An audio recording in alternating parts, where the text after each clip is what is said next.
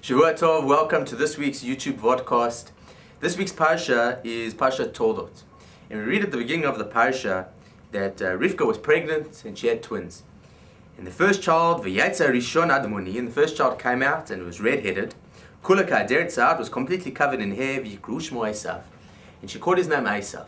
Esav comes from the Hebrew word Asa, Asui, already made. And because Esav came up with so much hair, they said like he's a fully grown man almost because he's got so much hair.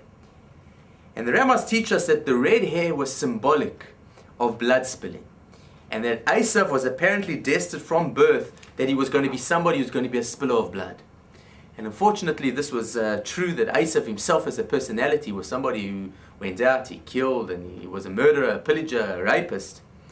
But it was something that became a tendency on the people of Esav, the Edomim, the Edomites, that they became blood spillers.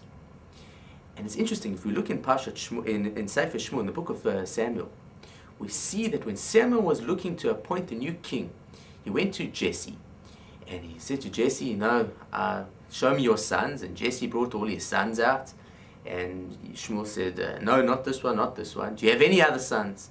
And Jesse said, yes, I've got another one, but he's a Nebuch, he's the runt of the litter, you don't want him.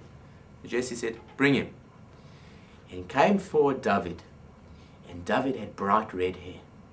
And it said that Samuel was shocked. Another one. There's another Esav. This is another guy with red hair. He's going to be a blood spiller. And the rabbis teach us that people are born with certain tendencies. You have blood spillers in the world. Some blood spillers become murderers. Some blood spillers become mohels. Some blood spillers become shoichets. Some blood spillers become surgeons.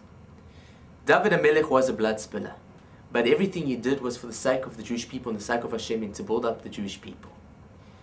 Every one of us is born with various characteristics and character traits. And how we choose to use that is really going to be up to you.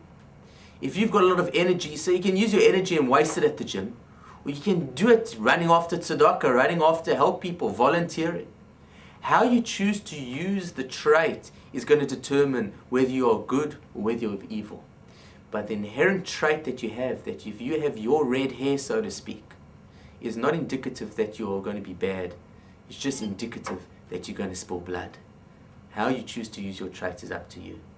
And I hope you have a lot of luck this week in choosing your traits wisely and using them to the fullest of your ability in the service of Hashem and Torah. Shavua Tov.